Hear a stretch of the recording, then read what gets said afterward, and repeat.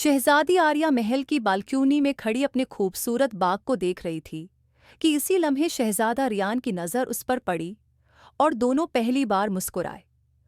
वाह, ये बाग कितना खूबसूरत है।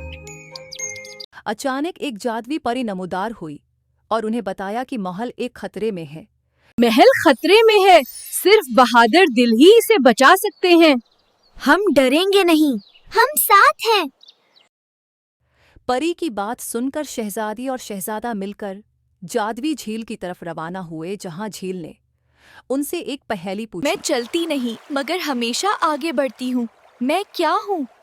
ये वक्त है। दुरुस्त जवाब। शहजादा रियान ने जहानत से सही जवाब दिया तो झील साफ और रोशन हो गई और खतरा टल गया।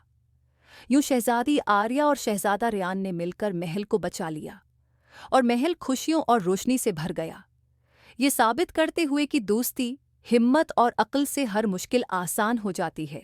हमने मिलकर कामयाबी हासिल की। दोस्ती और हिम्मत हमेशा जीतती है।